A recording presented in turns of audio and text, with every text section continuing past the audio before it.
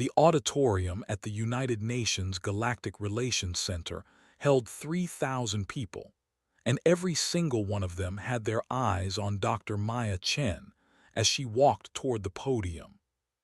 She was humanity's leading xenolinguist, the woman who had cracked the communication protocols of 7 alien species, the architect of the translation frameworks that made interstellar diplomacy possible. At 42, she was at the peak of her career, about to give the keynote address at Earth's first official First Contact celebration.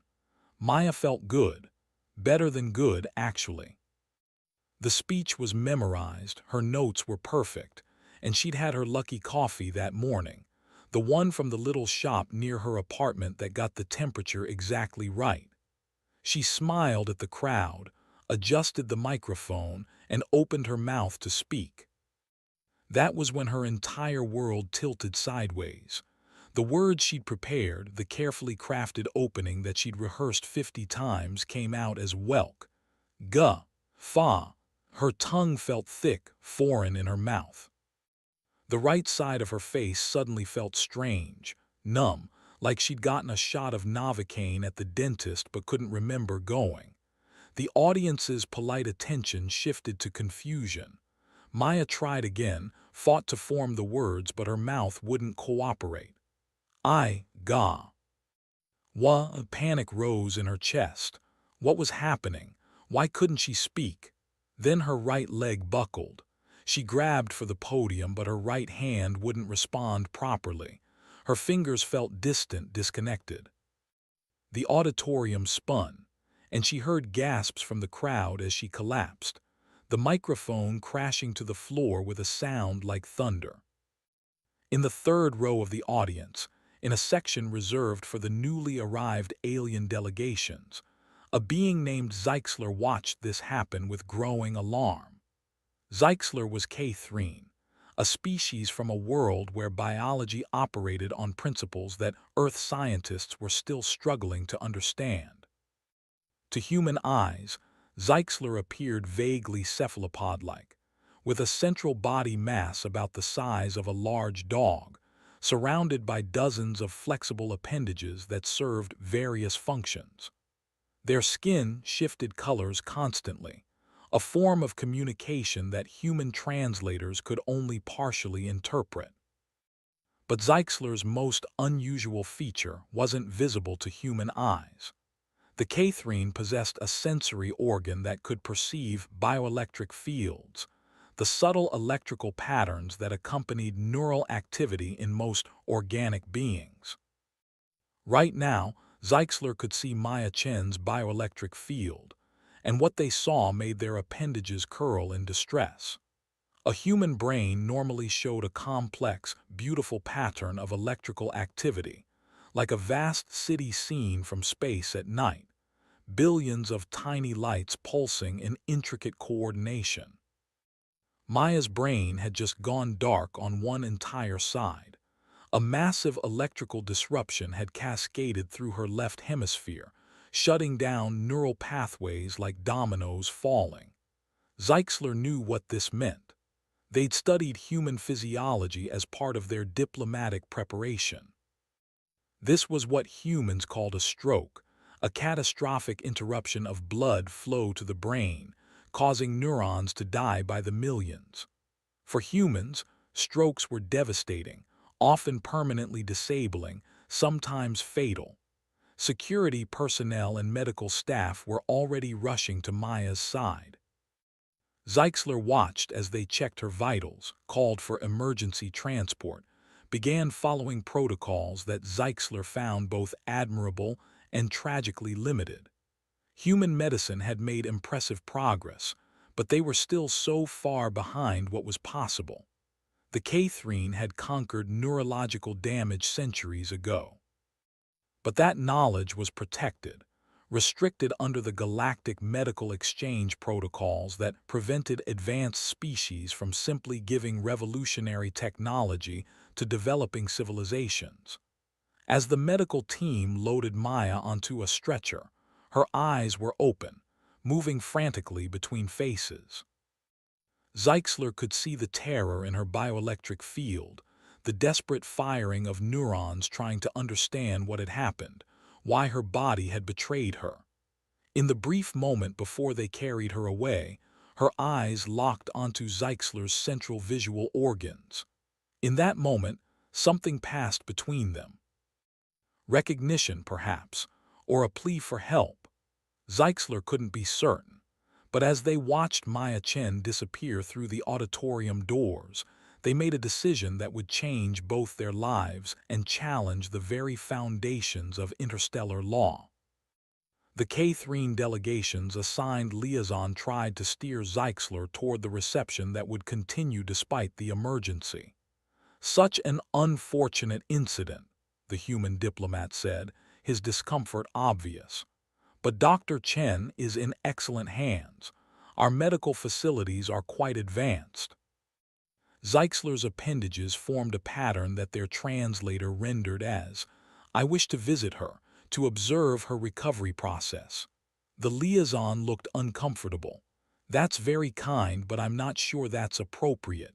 Doctor Chen will need time to recover, and visitors, especially alien visitors, might be overwhelming for her." Nevertheless, Zeitzler said, their appendages shifting to a pattern that indicated polite but absolute determination, "I wish to visit. When may I do so?" The liaison opened his mouth to argue, then seemed to reconsider. The Catherine were important allies, their technology decades ahead of Earth's in several key areas.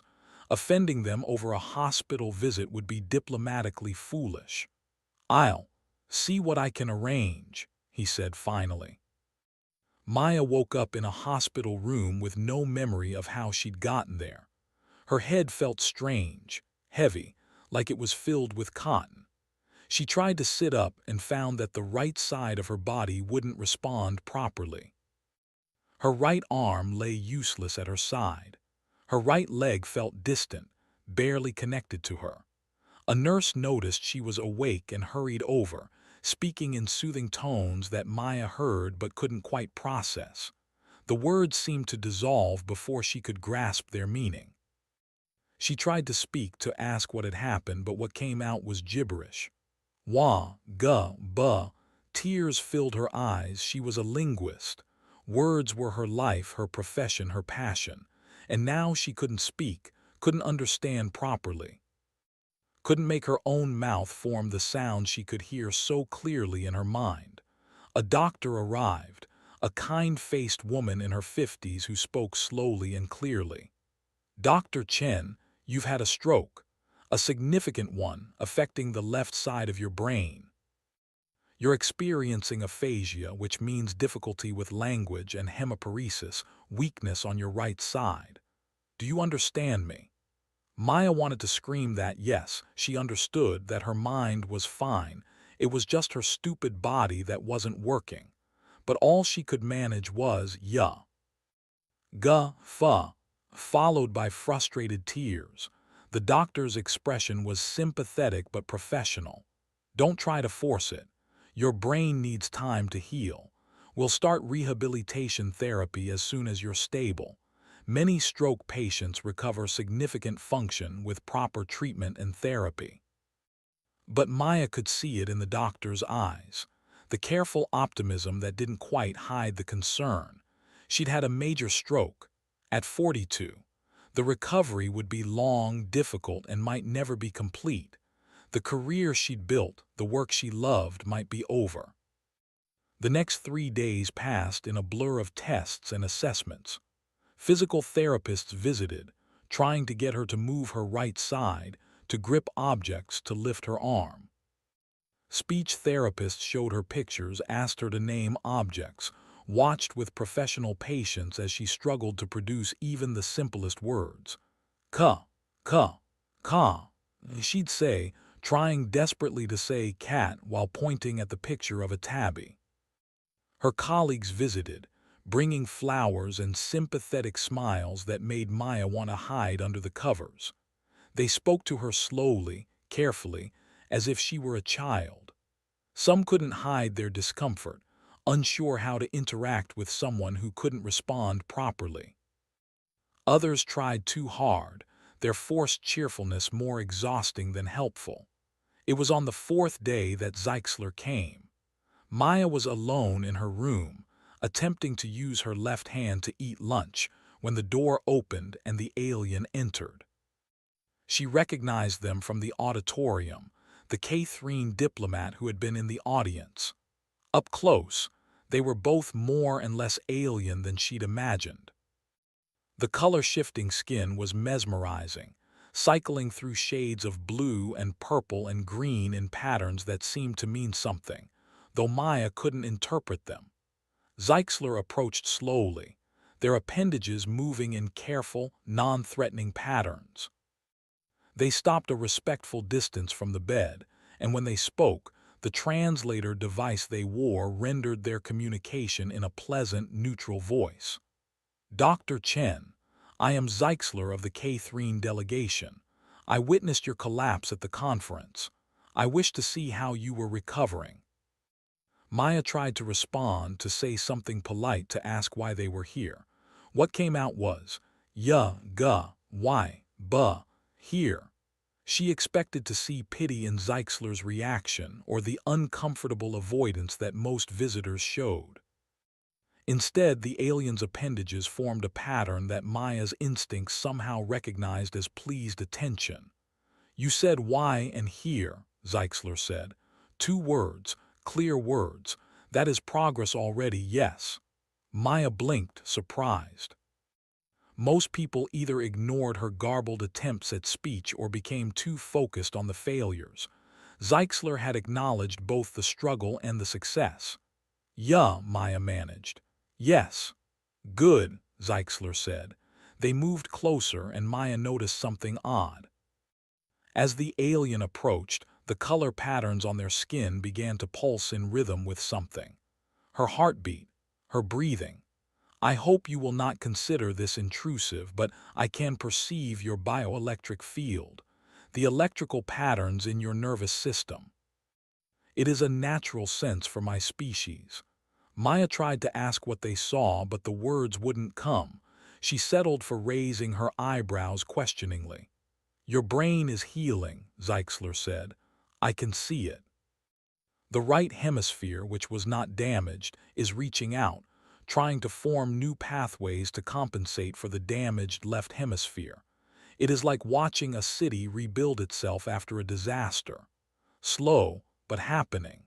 Something about this description made Maya's throat tighten with emotion. Everyone else talked about deficits, about what she'd lost, about damage and disability. Zeitzler was describing repair, growth, possibility. Over the next 2 weeks, Zeitzler visited every day. At first, the hospital staff tried to limit these visits, citing patient privacy and recovery needs. But Maya found herself looking forward to the alien's presence in a way she didn't with human visitors. Zeitzler never pitied her, never spoke down to her, and seemed genuinely fascinated by her attempts to communicate. More importantly, Zeitzler could see things that human doctors couldn't. The alien would watch Maya attempt to speak or move her right hand, their skin patterns shifting, and then describe exactly what was happening in her brain. Your motor cortex is trying to send signals, but the pathway is blocked. Wait. There. A new connection is forming, very small but present. Try again. And somehow, when Zeitzler described what they saw, Maya could picture it in her mind, could visualize the neural pathways rebuilding, could focus her intention in ways that her human therapists hadn't been able to help her achieve. Cat, she said one day, finally getting the whole word out after a week of trying. Zeitzler's entire body shifted to a brilliant golden color that their translator informed her meant joy. Yes, excellent. Your Broca's area is forming new connections. The alternate pathway you just used is 2-3 centimeters to the right of your damaged primary speech center. Her speech therapist, who had been observing this interaction with growing interest, leaned forward. Can you really see that? The specific neural activity? Yes, Zeitzler confirmed.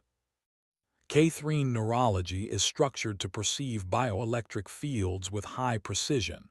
It is how we communicate complex emotions and intentions to each other. We can see the electrical patterns that accompany thoughts, feelings, intentions. That's incredible, the therapist said. If you could share that information with us in real time during therapy sessions, we could adjust our techniques based on what's actually happening in her brain, rather than just guessing from external responses. Zeitzler's appendages formed a pattern that their translator rendered as regretful. I would like to help, but there are protocols. The Galactic Medical Exchange Protocols restrict the sharing of advanced medical knowledge with developing civilizations. The concern is that premature access to such technology could create dependency or disrupt natural development. That's ridiculous, the therapist said hotly. We're talking about helping a patient recover from a stroke, not conquering the galaxy. I agree the protocols can seem restrictive, Zeitzler said carefully, but they exist for reasons. Many developing civilizations have been harmed by too rapid technological advancement from outside sources. Maya, who had been listening to this exchange with growing frustration, suddenly spoke up. The words were slow, carefully formed, but clear. "Help me, Zeitzler, please." Both the therapist and the alien turned to look at her. Maya continued, fighting for each word. "Not technology, just GUID, ants, you, see, I, try, yes." Zeitzler was very still for a moment. Then their appendages began moving in complex patterns, colors shifting rapidly in what Maya had learned meant deep thought. "You propose a collaboration," Zeitzler said slowly. "I observe and describe what I perceive. You and your therapists use that information to adjust your techniques. No K3 technology involved, just information that helps you direct your own healing more effectively." "That might actually be within the protocols," the therapist said, excitement growing in her voice. "We're not asking for alien medical devices or treatments, just for observations that let us optimize human medical treatments. It's like having a really sophisticated MRI that can give real-time feedback." "I would need to consult with my delegation's legal advisors," Zeitzler said, "but I believe this interpretation could be acceptable." They looked at Maya. "If I can help you, I will. You have taught me much about human determination. It would honor me to assist your recovery." Maya felt tears forming but managed to smile. "Thank you," she said, "friend." Zeitzler's entire body turned a warm amber color. "Yes," they said, "friend." The legal consultation took 3 days, during which Maya continued her traditional therapy with renewed determination. She knew Zeitzler was fighting for permission to help her, and she wasn't going to waste that gift by giving up. Her progress was slow but real. She could now say simple sentences, though complex thoughts still came out garbled. Her right arm had regained some movement, though fine motor control was still nearly impossible. Walking remained a challenge, her right leg weak and uncooperative. When Zeitzler finally returned, their color patterns were triumphant. "Permission granted," they announced, "with conditions. I may observe and describe what I perceive, but I cannot recommend specific treatments or interventions. I can only provide information about what I see happening in your neural structures. Your human medical team must determine how to use that information." "That's more than enough," Maya's primary neurologist said. She was Dr. Patricia Rodriguez, a no-nonsense woman in her 60s who had initially been skeptical about alien involvement but had become increasingly interested in the possibilities. "If we can see what's actually happening in Maya's brain during therapy, we can refine our approaches dramatically." What followed was a revolution in Maya's rehabilitation, and eventually in stroke recovery therapy worldwide. Zeitzler attended every therapy session, positioned where they could observe Maya clearly. As she worked through exercises, the alien provided running commentary on her neural activity. Your motor cortex is activating, but the signal is diffusing before it reaches the damaged area. Try visualizing the movement as a specific, focused intention rather than a general command. Maya adjusted her mental approach, picturing her right hand clenching not as a broad instruction but as a precise, concentrated point of will. Her fingers twitched, then slowly began to curl. "Yes," Dr. Rodriguez exclaimed. "That's the most controlled movement we've seen yet." Zeitzler, what changed? The electrical pattern became more concentrated, more coherent, Zeitzler explained. Instead of scattered signals trying multiple damaged pathways simultaneously, she created a focused signal that found a single functional pathway. So it's not about strength of will, but about precision of will, the physical therapist mused. That's completely opposite to how we usually approach this. We tell patients to try harder, to push through, but maybe we should be telling them to be more focused, more specific. Over the following weeks, they developed new techniques based on Zeitzler's observations. Instead of repetitive exercises that emphasized effort, they designed focused visualizations that emphasized precision. Instead of trying to restore old neural pathways, they actively worked to establish new ones, with Zeitzler guiding them toward approaches that generated the strongest, most coherent electrical patterns. Maya's progress accelerated dramatically. After 6 weeks of this collaborative approach, she could speak in complete sentences, though she sometimes had to pause to find the right words. Her right arm had regained enough function that she could write, albeit slowly and with less precision than before. And she could walk, with a cane for balance, but walk nonetheless. The breakthrough that would change everything came during a speech therapy session focused on reading comprehension. Maya had been struggling with written language, the symbols seeming to swim and shift before her eyes, their meanings slippery and uncertain. Zeitzler watched as she attempted to read a simple paragraph, saw the confused patterns in her visual cortex, the disrupted communication between visual processing and language centers. "Wait," the alien said suddenly. "Try this. Don't look at the whole word. Focus on one letter at a time, building the word in your mind rather than trying to perceive it as a whole." Maya tried the approach. Instead of looking at the word hospital as a complete unit, she looked at H, then O, then S, building the word letter by letter in her mind. And suddenly, clearly, the meaning snapped into focus. "Hospital," she read aloud, the word clear and perfect. The hospital was quiet. She looked up, eyes wide with amazement. "I read it. I actually read it." "Your brain is routing around the damaged areas," Zeitzler said, their colors bright with excitement. "By processing sequentially rather than holistically, you're using different neural pathways that weren't affected by the stroke." Dr. Rodriguez was furiously taking notes. This could help thousands of patients with aphasia. We've always approached reading recovery by trying to restore the damaged pathways.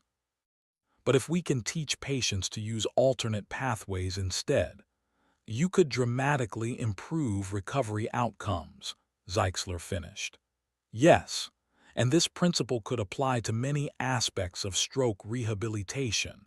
Word of Maya's remarkable recovery spread quickly through the medical community. Neurologists and therapists from around the world reached out, wanting to understand the techniques that had produced such dramatic results. Dr. Rodriguez, with Maya's enthusiastic permission, began documenting their methods, writing papers, giving presentations. But there was resistance too. Some members of the medical establishment questioned whether alien involvement was appropriate, whether the techniques were truly reproducible, whether they were even safe. A prominent neurologist published an editorial arguing that humanity should develop its own rehabilitation methods rather than becoming dependent on alien observations. "They're idiots," Maya said one day, her speech now clear enough that her frustration came through perfectly. She was in Zeitzler's assigned diplomatic quarters, a space that the Catherine had modified to feel more like home. The walls pulsed with bioluminescent patterns and the air had a slightly different quality, adjusted to Catherine preferences. "You're not doing the healing. You're just helping us see what's happening so we can heal more effectively. How is that dependence?" "Fear," Zeitzler said simply. Their appendages were arranged in a pattern Maya had learned meant philosophical consideration. "Your species is relatively new to galactic civilization. There is uncertainty about your place, about whether you can compete with more advanced species. Some people respond to that uncertainty by rejecting any help that might be perceived as weakness. But that's stupid," Maya protested. "Progress is progress. Who cares where the knowledge comes from if it helps people?" "I agree," Zeitzler said, "but I understand their fear. The Catherine felt similarly when we first encountered more advanced civilizations. We worried that accepting help would mean admitting inferiority, that we would become dependent on alien knowledge rather than developing our own." "What changed?" Maya asked. "We realized that all knowledge is collaborative," Zeitzler said. "Every advancement builds on what came before, whether from your own species or others. The question is not whether to accept help, but how to integrate new knowledge in ways that enhance rather than replace your own development." They paused. "Also, we met a species called the Vren who taught us that sometimes the greatest strength is knowing when to learn from others." Maya nodded slowly. "I want to help other stroke patients, people who are going through what I went through. But I don't know how to fight the resistance from the medical establishment." "Perhaps you don't fight it," Zeitzler suggested. "Perhaps you simply demonstrate that it works, show them results they cannot deny." That conversation led to a proposal that would put both Maya and Zeitzler at the center of a medical revolution and test everything they had built together. Dr. Rodriguez put forward the idea at a medical conference 3 months after Maya's stroke. She proposed a formal study, 20 stroke patients, all with language and motor deficits similar to what Maya had experienced, would receive rehabilitation therapy with Zeitzler's bioelectric observations guiding treatment. Another 20 patients with comparable injuries would receive standard therapy as a control group. The outcomes would be rigorously measured and compared. The proposal generated immediate controversy. Ethicists worried about the implications of alien involvement in human medicine. Some doctors argued it would be impossible to isolate Zeitzler's contribution from other variables. Insurance companies questioned whether they would cover experimental alien-assisted therapy. But there were supporters too. Patient advocacy groups pointed out that stroke survivors deserved access to any treatment that might improve their outcomes. Progressive members of the medical community argued that refusing to study promising approaches out of fear was itself unethical. After months of debate and negotiation, approval was granted. The study would proceed, with strict protocols and oversight. Zeitzler would work with patients who gave explicit informed consent, and all results would be carefully documented. Maya volunteered to help, serving as both a case study and an assistant. Her own recovery had progressed to the point where she could speak fluently, though she sometimes still searched for words. Her right side had regained most of its function, though fine motor control remained impaired. She walked without a cane now, her gait only slightly uneven. The first patient was a man named James, a 55-year-old teacher who had suffered a stroke 6 weeks earlier.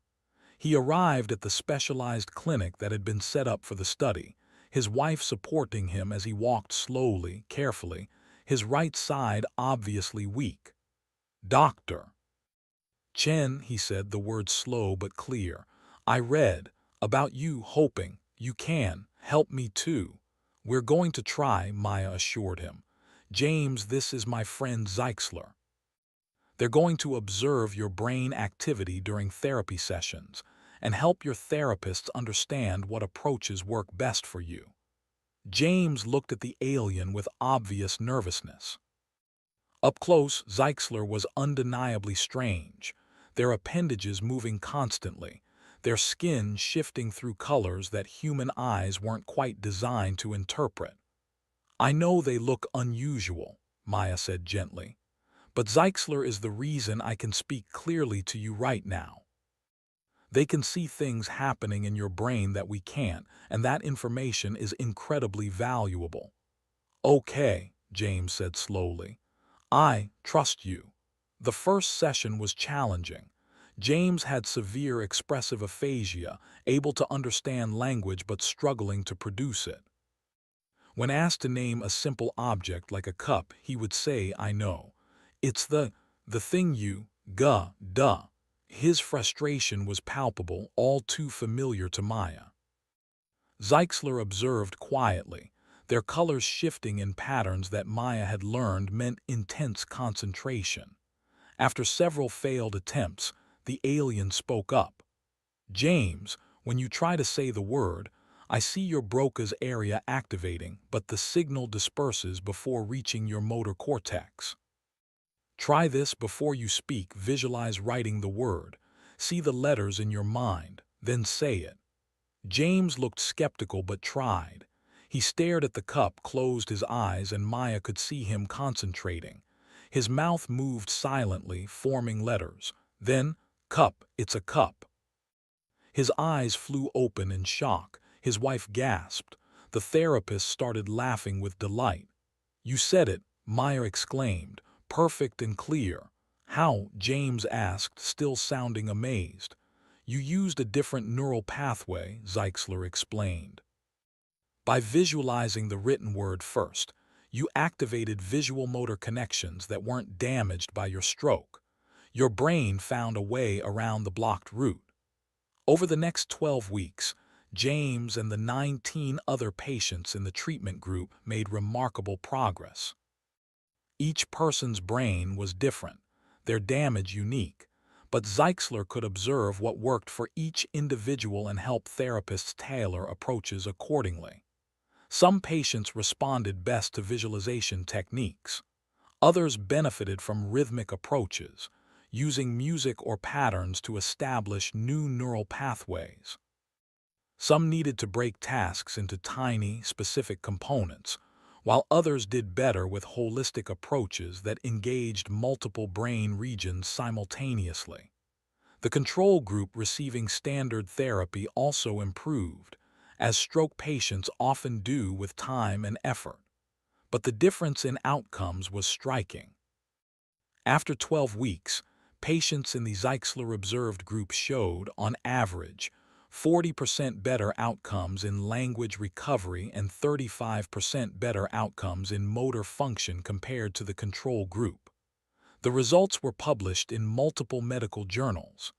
The data was irrefutable, the methodology sound, the implications profound. Stroke rehabilitation therapy could be dramatically improved by incorporating real-time neural observation into treatment planning. But the study raised as many questions as it answered. There was only one Zeichsler and millions of stroke patients worldwide. How could this approach be scaled? Were there other Hreen who could provide similar assistance?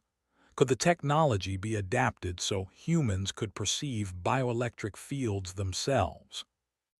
It was this last question that led to the next phase of the journey, one that would test the limits of interstellar law and the strength of the friendship, between a human linguist and an alien diplomat. 6 months after the study's publication, Zeitzler requested a private meeting with Maya and Dr. Rodriguez. They met in a secure conference room at the research facility that had grown around the stroke rehabilitation program. "I have been in communication with the K3 Science Directorate," Zeitzler said, their appendages forming patterns that Maya now recognized as nervous excitement. "They are interested in the results we have achieved. More than interested, actually. They are impressed." "That's wonderful," Dr. Rodriguez said. "Does this mean more K3 might volunteer to help with rehabilitation programs?" "Perhaps," Zeitzler said. "But they have proposed something more significant. They wish to provide humanity with the technology to perceive bioelectric fields yourselves. Not K3 biology, obviously, but devices that could allow human therapists to see what I see." Maya felt her heart rate spike. "Really? That would be incredible. We could help so many more people." "But," Zeitzler continued, their colors shifting to cautionary patterns, "this would violate the medical exchange protocols. It would be classified as transferring advanced technology to a developing civilization. The K3 Science Directorate believes the benefit justifies the violation, but it would be controversial. There would be consequences." "What kind of consequences?" Dr. Rodriguez asked. "For the K3, possibly sanctions from the Galactic Confederation," Zeitzler said. "Restrictions on trade or diplomatic relations, for me personally." They paused. "I would likely be recalled from Earth, prohibited from further contact with humanity. The technology transfer would be attributed to me as I initiated the collaboration." "No," Maya said immediately. "We can't ask you to sacrifice your career, your place here." "You are not asking," Zeitzler said gently. "I am offering. Maya, you have shown me something profound about human nature.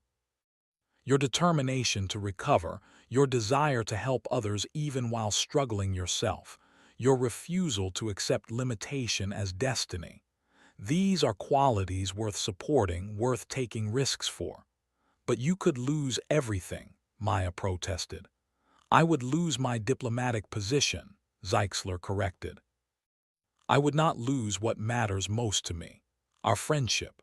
The knowledge that my actions helped millions of people recover from devastating injuries. These things cannot be taken from me." Their appendages formed a pattern Maya had never seen before, one their translator rendered as solemn commitment. "I have made my decision. The question is whether you will accept this gift." Dr. Rodriguez looked between Maya and the alien, her expression troubled. "This is an enormous decision. We need to think about the implications carefully. What would this technology look like? How would it be used?" Zeitzler pulled up a holographic display showing detailed specifications. The devices would be wearable sensors, similar to human medical monitoring equipment, but far more sophisticated. They would detect and visualize bioelectric fields, displaying the information on screens that human eyes can interpret.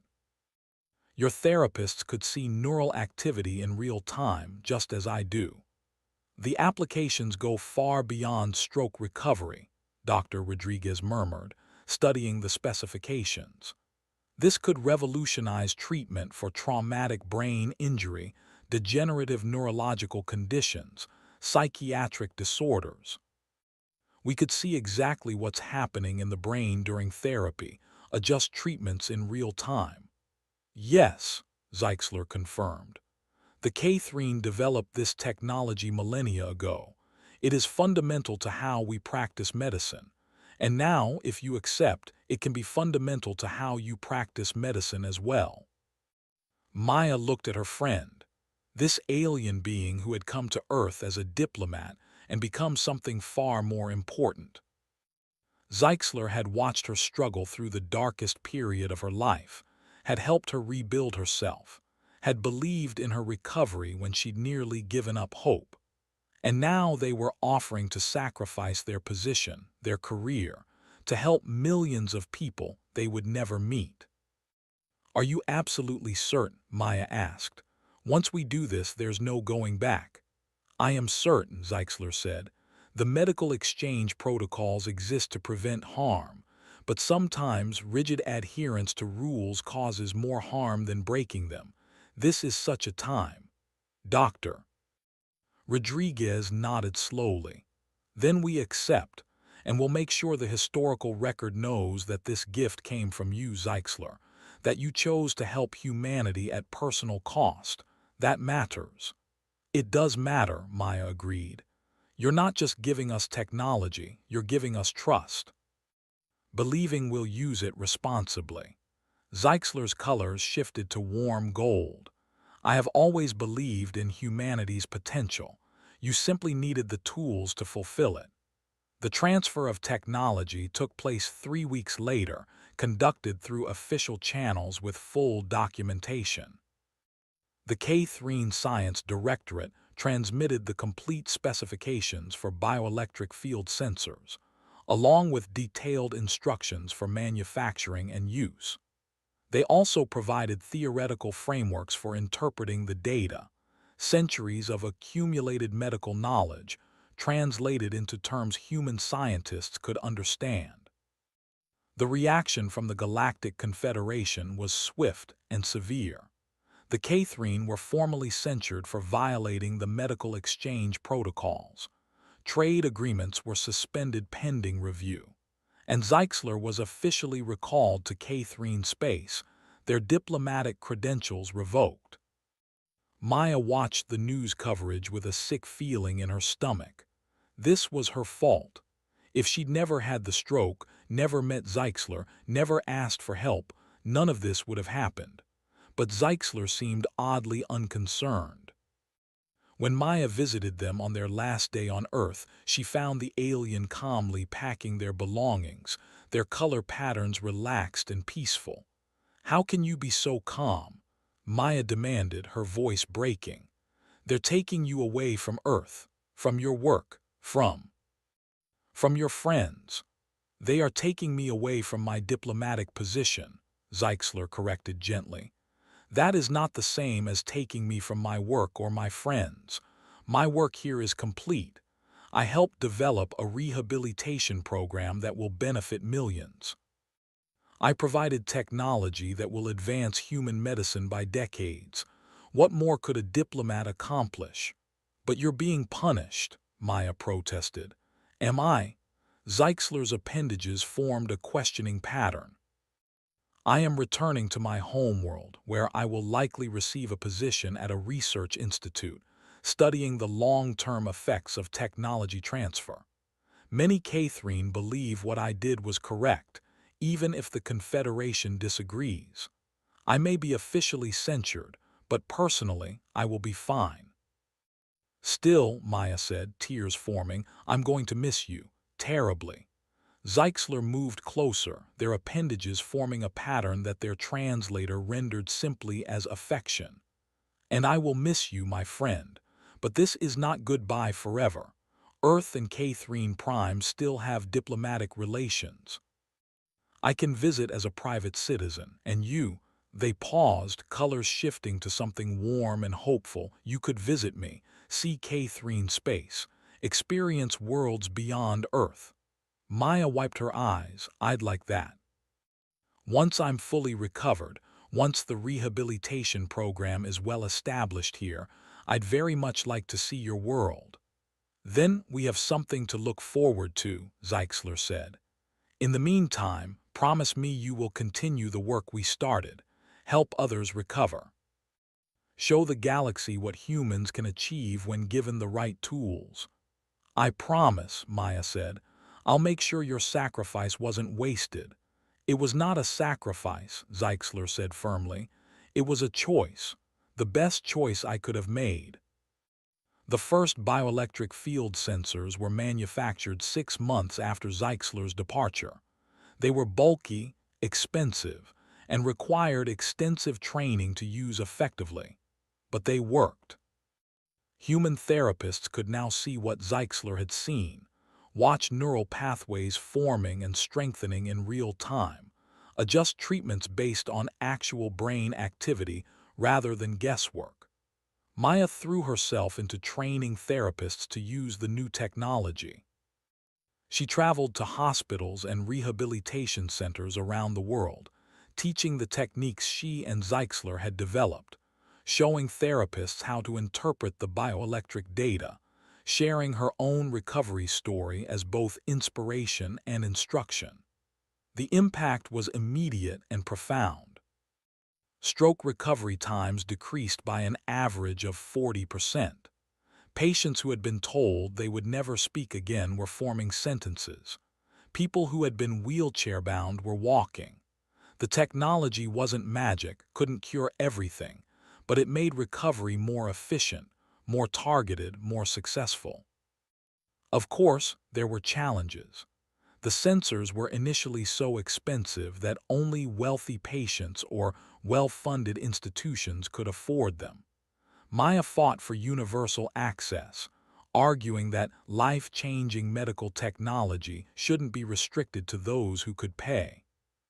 She lobbied governments, appeared before healthcare committees, and eventually helped establish a foundation that provided sensors to underserved communities.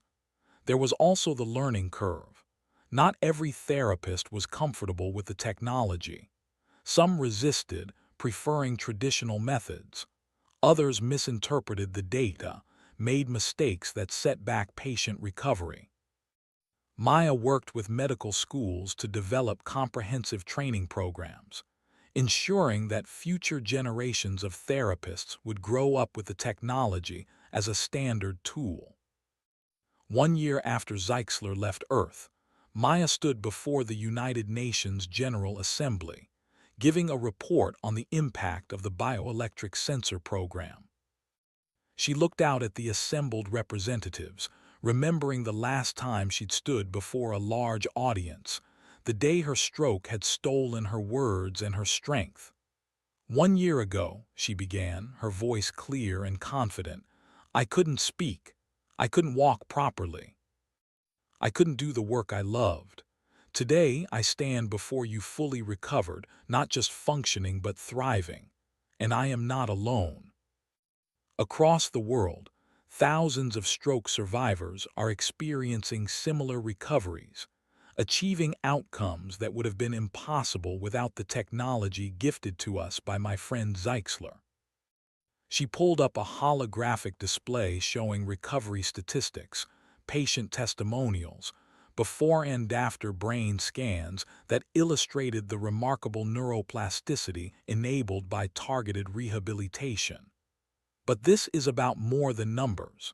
It's about a teacher who can stand before his classroom again, a mother who can hold her children, an artist who can paint, a musician who can play, every person who recovers their independence, their identity, their joy in life.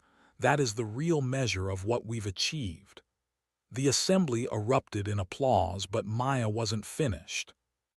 However, we must acknowledge that this achievement came at a cost.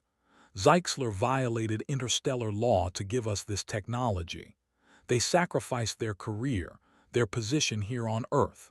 The K3 as a species face ongoing sanctions from the Galactic Confederation. This injustice must be addressed. She looked directly at the Secretary General.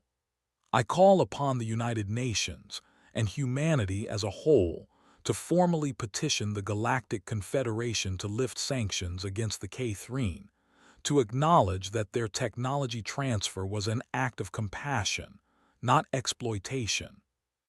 To recognize that sometimes the most ethical choice is to break unjust rules.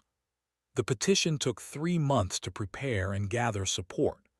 Dozens of nations signed on, along with hundreds of medical organizations and thousands of individual stroke survivors who had benefited from the technology.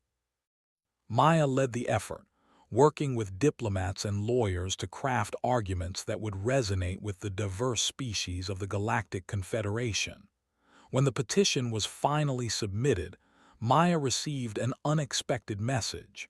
It was from Zeitzler, the first direct communication she'd received since their departure. "My friend," the message began, Zeitzler's translated voice somehow conveying warmth despite the mechanical medium. "I have heard about your petition to the Confederation. I am deeply moved by this effort, though I must tell you it is unnecessary. I am well. My position at the K3 Neurological Research Institute is fulfilling. I am studying the long-term outcomes of the rehabilitation techniques we developed, publishing papers that are read across the galaxy. In many ways, I have more impact now than I did as a diplomat." The message paused, then continued. "But I understand why you are doing this.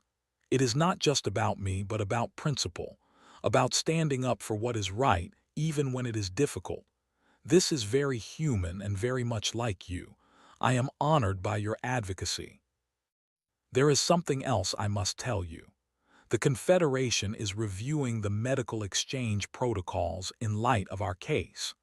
There is growing recognition that the current rules are too rigid, that they prevent beneficial exchanges while failing to prevent harmful ones. Your petition has sparked a larger conversation about how advanced civilizations should interact with developing ones. Whatever the outcome, you have changed the debate. Finally, I want you to know that my invitation stands. When you are ready, come visit Catherine Prime. I would be honored to show you my world, to introduce you to others who have been inspired by your recovery and your advocacy. You have friends here you have never met. Until then, continue your work. Help others heal. Show the galaxy what humanity can accomplish. I believe in you, my friend. I always have." Maya read the message 3 times, smiling through tears. Zeitzler was right, of course. This was about more than one individual or one act of technology transfer. It was about how species related to each other, about whether fear and restriction would govern interstellar relations, or whether compassion and trust could create something better. The Confederation's decision came 6 months later. It was complicated, nuanced, and in many ways unsatisfying, but it represented progress. The sanctions against the Catherine were lifted, acknowledging that the technology transfer had produced significant humanitarian benefits. However, the formal censure of Zeitzler remained on record as a deterrent against future protocol violations. More significantly, the medical exchange protocols were revised. A new category was created for compassionate technology transfers, allowing advanced civilizations to share medical technology with developing ones when 3 conditions were met: clear humanitarian need, evidence that the recipient civilization could use the technology responsibly, and oversight to prevent misuse or dependency.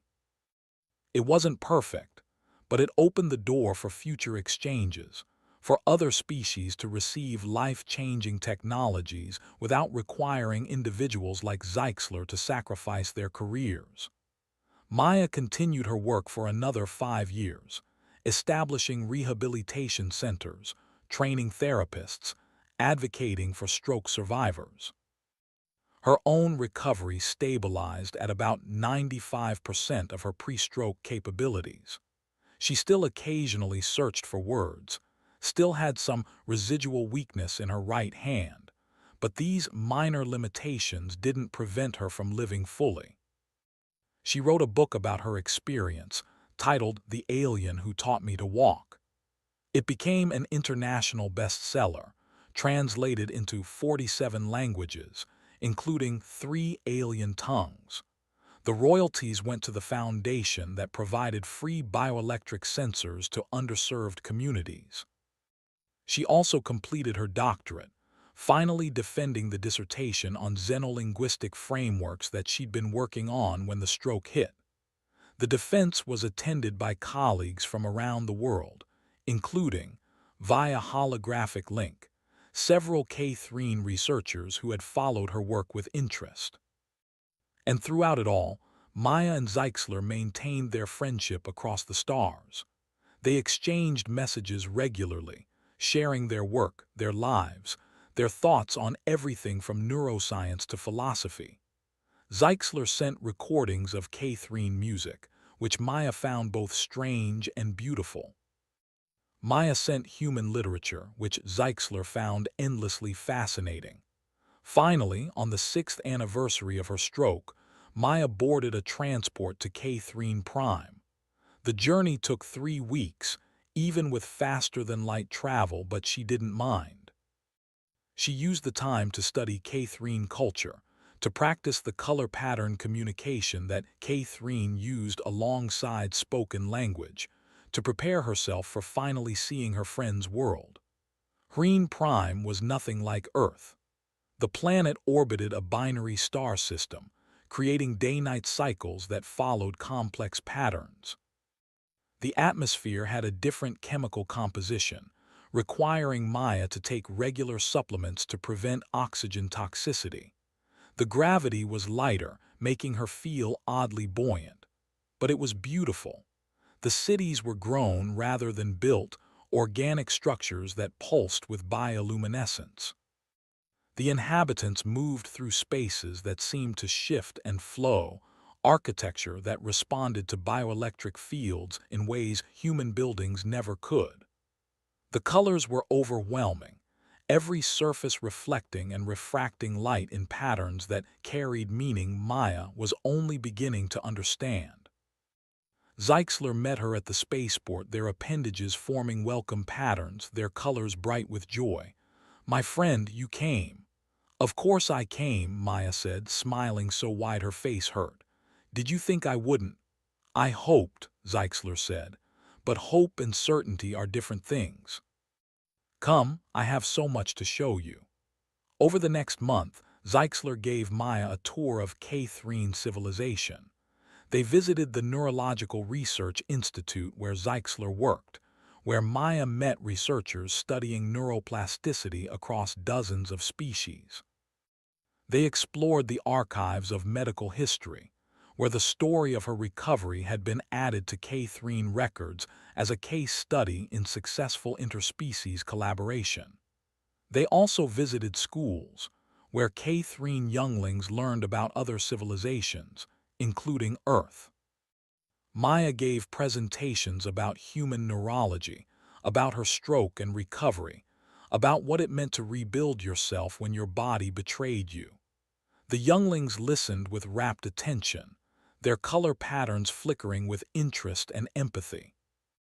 But the most meaningful experience came when Zeitzler took Maya to a medical center that specialized in treating Catherine with neurological conditions. These were rare among Catherine, but they did occur, and the techniques developed through Maya's rehabilitation had proven applicable to Catherine patients as well. A young Catherine named Zythel approached them, moving slowly, their colors muted in ways that indicated impairment. "Dr. Chen," they said through their translator, "I wanted to meet you. I had a neural disruption 2 years ago, similar to what you call a stroke. The recovery protocols developed from your case helped me regain most of my function. You saved my life in a way." Maya felt tears forming. "Zeitzler saved my life. I just worked hard at my recovery." "You did more than that," Zythel said. "You showed that recovery is possible, that damage is not destiny. That lesson crosses species boundaries. It gives hope to anyone facing such challenges." That evening, Zeitzler and Maya sat in a garden that was somehow both alien and familiar, plants that sang in frequencies beyond human hearing, pathways that glowed in the twilight. "Thank you for bringing me here," Maya said, "for showing me your world, for all of it."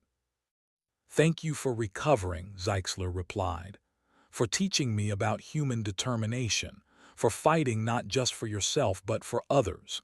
You have changed 2 worlds, Maya, Earth and Catherine Prime. That is a remarkable legacy." "We changed 2 worlds," Maya corrected. "This was always a collaboration. from the first moment you visited me in the hospital." "True," Zeitzler agreed. Their appendages formed a pattern that Maya now understood meant friendship that transcends species, something that had no direct translation into human language but conveyed a bond deeper than words. They sat in comfortable silence for a while, watching Catherine Prime's twin suns set in a display of colors that Earth's single sun could never produce. "What happens now?" Maya asked eventually. "I mean, we've accomplished so much. The rehabilitation program is established. The technology is being used everywhere. What's next?" Zeitzler's colors shifted to thoughtful patterns. "There are other medical challenges to address, other technologies that could benefit humanity and other developing civilizations. The revised protocols make future exchanges more possible." "Are you thinking of doing this again?" Maya asked. "Another technology transfer?" "Perhaps," Zeitzler said, "but not alone. If such efforts are to continue, they should be formal collaborations, properly approved, with multiple species working together. No more lone diplomats sacrificing their careers. Instead, official programs that acknowledge the value of sharing knowledge." "That sounds like a job for someone with experience in both medicine and diplomacy," Maya observed. "It does," Zeitzler agreed. "I have been approached about leading such a program, a joint initiative between K3 and several other species, including Earth. We would identify beneficial technologies, assess readiness for transfer, provide training and oversight." "That's perfect for you," Maya said enthusiastically. "You should absolutely do it." "Only if you join me," Zeitzler said, "as co-director. Your perspective as someone who has experienced both the need for such technology and the challenges of implementing it would be invaluable." Maya stared at her friend. "You want me to help run an interstellar medical technology program?" "I want you to help me change how civilizations share knowledge," Zeitzler corrected. "To make sure that what happened to us, the risks I took, the barriers we overcame, become easier for others, so that future Mayas and future Zeitzlers don't have to fight the same battles we did." Maya thought about her life on Earth, the rehabilitation program she'd built, the patients she'd helped. It was good work, important work, but it was also established now, running smoothly without requiring her constant oversight. She'd trained others to carry it forward. This new opportunity was different. Larger in scope, more challenging, potentially more impactful. And it meant working with Zeitzler again, combining their efforts to help not just stroke patients, but anyone who could benefit from advanced medical technology. "Yes," she said. "Yes, I'll do it." Zeitzler's entire body shifted to brilliant gold. "Excellent. We begin planning next week. There is much work to do. Isn't there always?" Maya said, laughing. The next 5 years were a whirlwind. Maya split her time between Earth and Catherine Prime, with frequent visits to other worlds as well. The Interspecies Medical Technology Initiative, as it was formally named, grew from a small pilot program to a major galactic institution. They facilitated the transfer of regenerative medicine techniques to species suffering from genetic disorders. They shared prosthetic technologies across civilizations, each species contributing their own innovations. They established training programs that brought medical professionals from dozens of worlds together to learn from each other. Every transfer was carefully evaluated, properly approved, designed to enhance rather than replace existing medical knowledge. The revised protocols worked well, preventing exploitation while enabling genuine help. Maya also continued her advocacy for stroke survivors, now across multiple species. It turned out that many aliens suffered from similar conditions, brain injuries that disrupted neural function.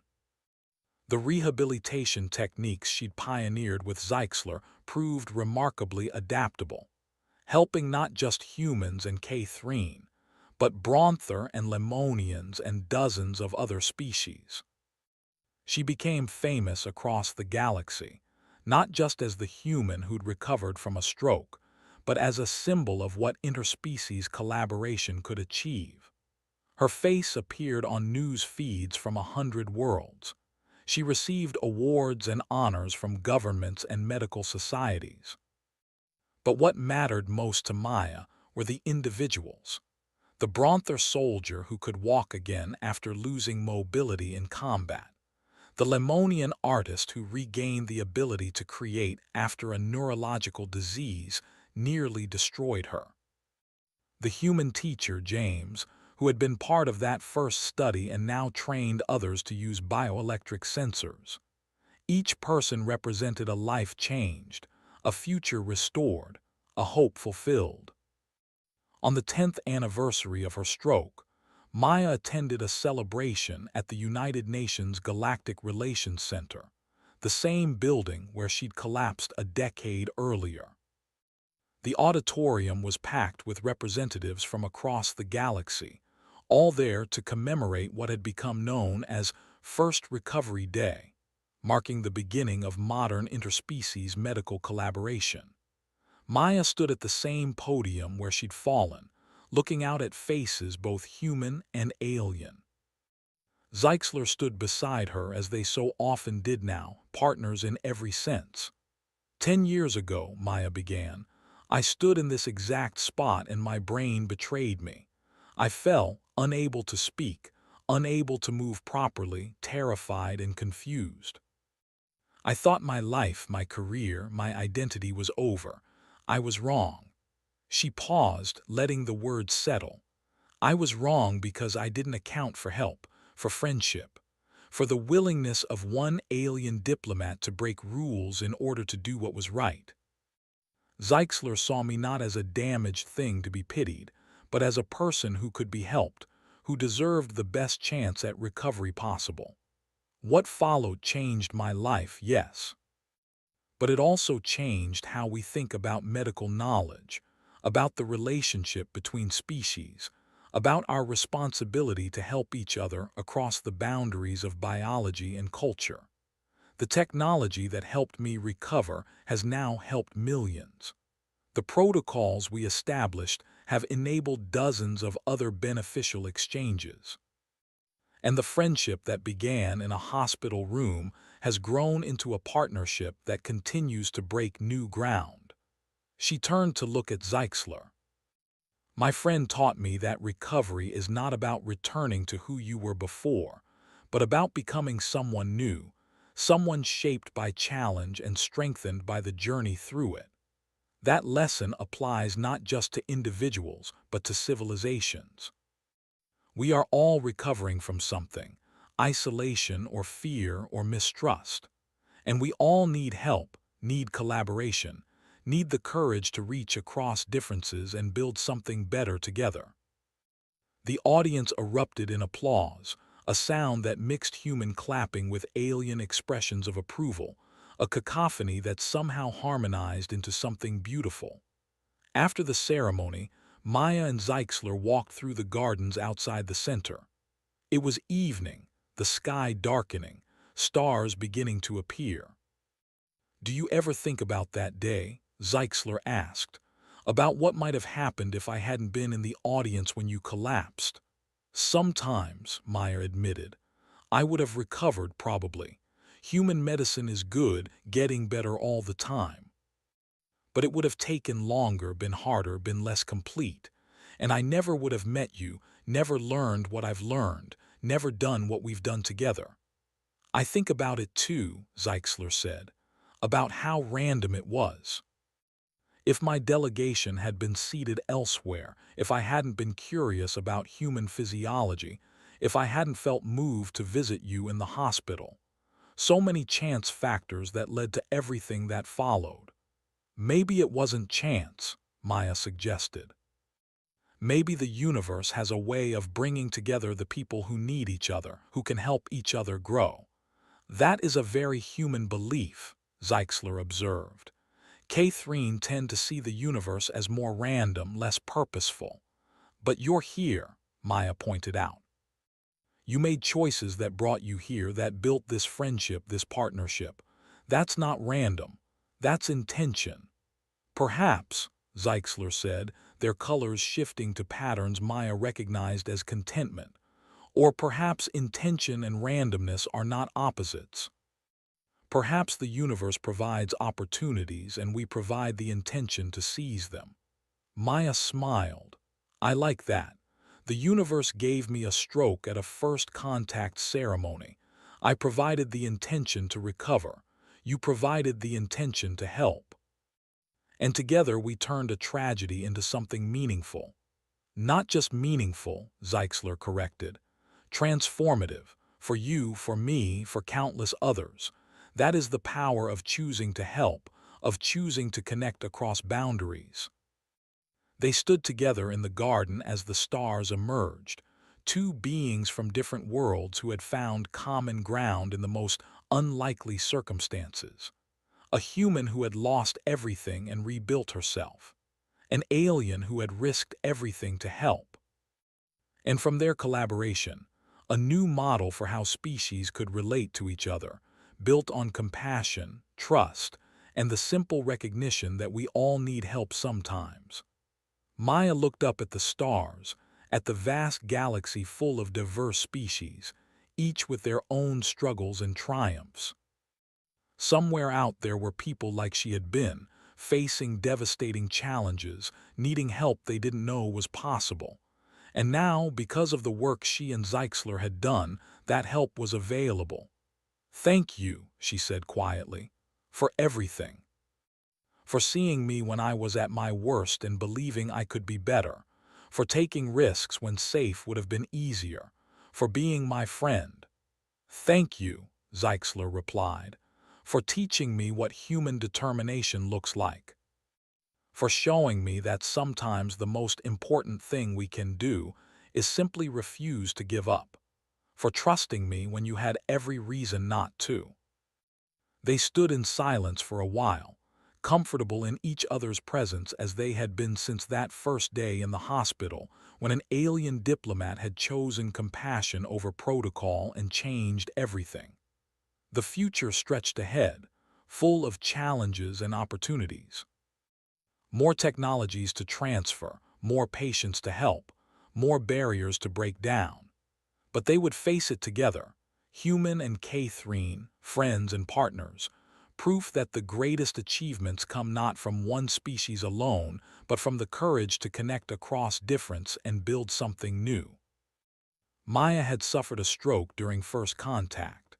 But from that tragedy had emerged something beautiful, a friendship that transcended species, a collaboration that had changed two worlds, and a model for interstellar relations built on the simple principle that we are all better when we help each other.